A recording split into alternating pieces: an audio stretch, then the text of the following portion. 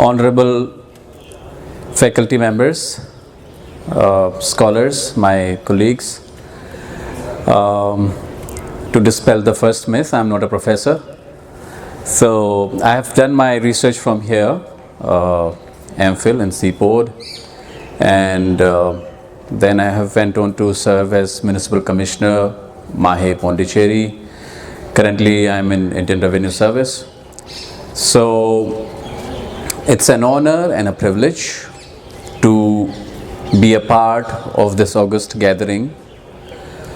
I started my critical thinking process from here. This institution shaped me into what I am today, and I cannot ask for more than to be here, speaking here, sharing my views with all of you. So to begin, I want to make two bold claims about the idea of equity, justice, accessibility. The first claim is that the institutions, systems, and processes are more important and really important than the individual. If I disappear from the map of this planet today, if you disappear, anybody else disappears, the world will go as it is. It is very easy to find your replacement, my replacement, or anybody else's replacement for that matter. But what really matters and what is difficult to find a replacement of is the systems, the processes, the institutions, and the procedures that we establish, the norms we create. If we create the inclusive norms today, the inclusive institutions today, the social justice oriented procedures, they will outlive all of us. So what we contribute, what we produce is more important than our own identity itself. And the second claim that, the bold claim that I wanted to make is that all of us, you, me, all of us are disabled. We are all persons with disabilities. We were all disabled when we were born. We will be disabled when we'll be grown old. But I want to go beyond this claim and perhaps reflect upon the idea of disability itself. It, to my mind, means the liabilities or inabilities to accomplish the goals and aspirations or the self-realization. Now in that sense, all of us are disabled, that we are having to breathe the polluted air that we perhaps do not want to. There will be seldom anybody of us who will be willing to inhale the polluted air, but then in that sense, we happen to be disabled. Now, the need of the hour and what we need to actually reflect upon today is to go beyond the policy procedures and to go beyond the policy discourse on disability and perhaps venture into the realm of intersectionalities, freedom, and social justice. And when I say that, I mean that there are exclusions. There is a whole spectrum of human exclusions, and that spectrum of human exclusion includes deprivation, humiliation and marginalization, and that is as true for a woman, for a tribal, for a Dalit, as for the persons with disabilities. I imply that all of us face almost equal, almost similar kind of exclusionary processes, the deprivations and humiliations. Now, to talk about it, I will be talking about three constructs. My first construct, the process of exclusion and deprivation, and for all of us, is what I would call as the designed deprivation. We are all experiencing something called designed deprivation. I was undergoing training. We had gone to a district headquarters. The district magistrate has lodged us in a seminar, and बहुत खूबसूरत conference room था. We had a really tiring day. That day went out into the fields, learnt about revenue, the functioning of the village systems और पूरी rural economy को समझ के हम बहुत थक गए थे. रात को आके सब लोग कॉफ़ी वगैरह पी रहे थे. एंड हम में से a friend was on wheelchair. उस बिल्डिंग में सब कुछ अच्छा था, बस समस्या इतनी थी कि रैंप्स नहीं थे या फिर एक्सेसिबल वॉशरूम नहीं था. And that friend of mine had to go home. He could not be a part and parcel of our celebrations. Just the absence of a ramp deprived my friend of the deserved entitlement of participating in that post-work gathering, informal gathering of all the officials.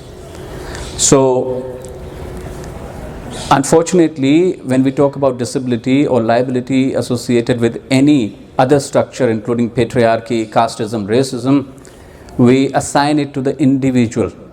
Disability के case में भी mostly we think in terms of medical disability, but in reality disability is social disability. I recollect when I was growing up as a blind child, whenever a guest would appear at home, I would be asked not to come out of the room. I would be locked inside the room, would ask not to venture out because they did not want the eyes of the guest to befall on me क्योंकि वो उनके लिए बहुत बुरा omen रहता. And this is not just true to me. Just imagine a child who wants to study, who is aspirational, who is having dreams, goals, having a lot of things to accomplish in her mind, but she's sitting outside the classroom in the school because she's a Dalit and she's not allowed. And if at all she's allowed, after a lot of struggle, a lot of advocacy, she's seated on the back benches and is excluded from the elite group of the students. This is also true for a tribal who has been ejected from her cultural, social context because the development demanded it. This is true for a woman who cannot venture out into the capital because the streets are dark and the transportation is unsafe. The process of deprivation is almost the same, and this process of deprivation I refer as spatial deprivation, depriving you of the public spaces. Now there is a second kind of deprivation which I will say as educational deprivation. When I was growing up, I was denied education. There was a primary school in the village and I would try to sneak out into the school because I wanted to read and write, I wanted to learn to read. But the headmaster would always chase me out. जिनको आना चाहिए वो तो आ नहीं रहे, तुम क्यों आ रहे हो, तुम पढ़ के क्या कर लोगे? कौन थे वो जो नहीं आ रहे थे जिनको आना चाहिए था? वे वो सवर्ण थे, वे capable, so called quote unquote able bodied थे, जिनको आना चाहिए था लेकिन वो नहीं आ रहे थे. So again, the education is the second kind of deprivation, and this is true for the other categories also. This is true for a woman who is married at the age of 15, and this is also true for a girl who is going to a mediocre government school and her brother is going to a very convent public school. Now, what do we do? What is the solution to this deprivation, the educational or special deprivation? The solution is the universal design. Universal design as a philosophy of inclusion. Universal design in our policy advocacy, in our language of policy, in the curriculum, the educational curriculum, the administrative processes, and our social existence. We must now go a step beyond the policy of regional accommodation and should now talk about the policy of universal design, meaning that we should create the systems, the procedures, the technologies which include everyone irrespective of their station in the realm of intersectionality or at the spectrum of exclusion. Now the second concept that I want to talk about is what I call as the cultures of stigmatization.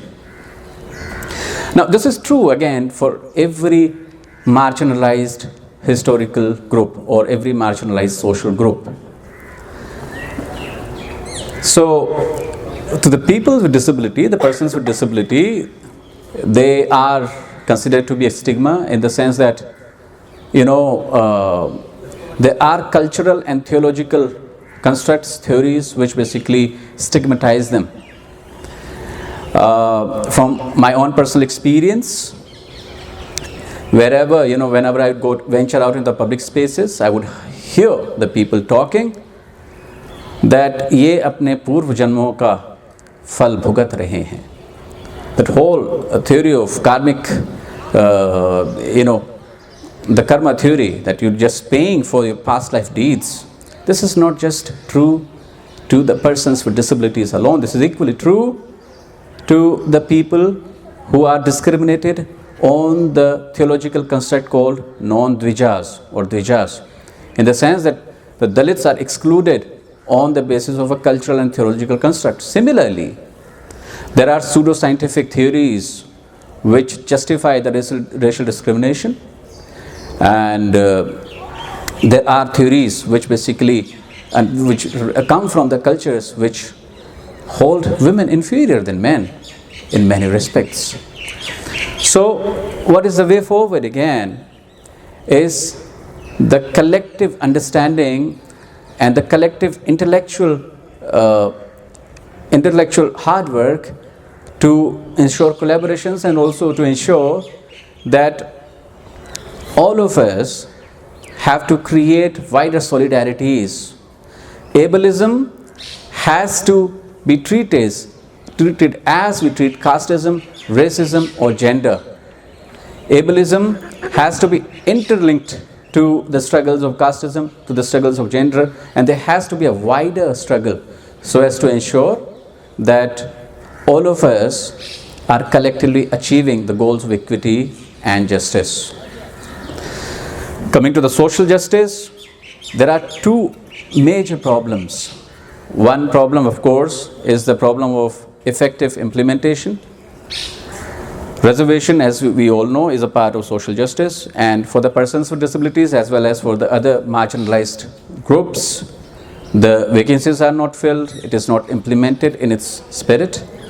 The second major challenge is the problem of forgery and the problem of fakeness. As you know, recently we witnessed a case where an officer had made the fake certificates to enter the elite services of the country, and due to that there was a discourse that the reservation, the affirmative action for the people with disabilities should be completely eliminated, which again is not addressing the elephant in the room. And the elephant in the room is not the policy of affirmation. This is absolutely needed. The elephant in the room is the misuse of the policy. So we need to create the transparent institutions, the integral institutions, and we need to create the robust mechanisms so as to ensure that the person at the last mile is reached. My experience in bureaucracy tells me that the person who is standing in the end of the row, the last person to be reached, is usually the least vocal person. When the injustice is perpetrated upon the deprived segments of society, it also takes away their ability to articulate their interests, their ability to advocate their own dreams and aspirations. Therefore, we as administrators, as policymakers, we as researchers must be extra careful that when we are trying to reach out to the last person, we should understand that that person has been taken away the ability to speak about her interests. So, what do we need then is the three things to conclude.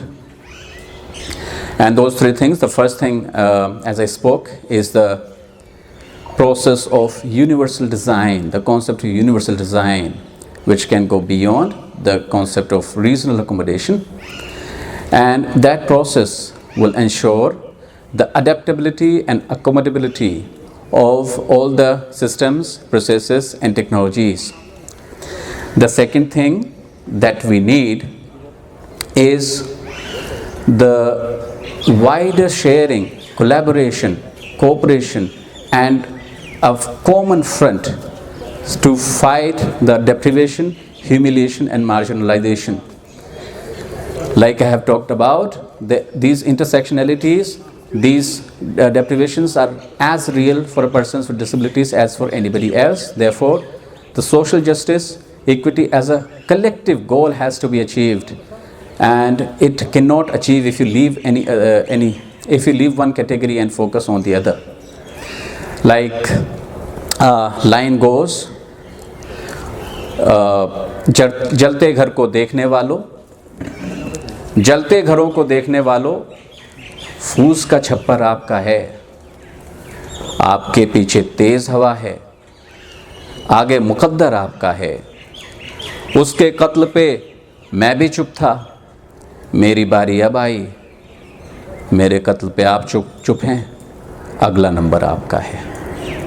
What we need to ensure that, these battles cannot be fought one by one. Every category, every social group, every marginalized segment has to come together to launch a holistic struggle. And thirdly, we need to ensure that there is an absolute integrity and commitment, because like I started in the beginning, that individuals are not important, me and you are not important, the systems, the institutions, the processes are important. Therefore, we need to make sure that our institutions are resilient, our institutions are robust, and we need to make sure that institutional resilience is also characterized by democracy, equity, and justice.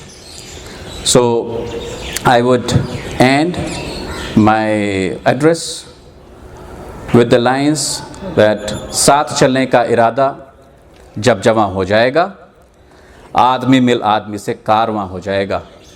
साथ चलने का इरादा जब जवां हो जाएगा, आदमी मिल आदमी से कारवां हो जाएगा.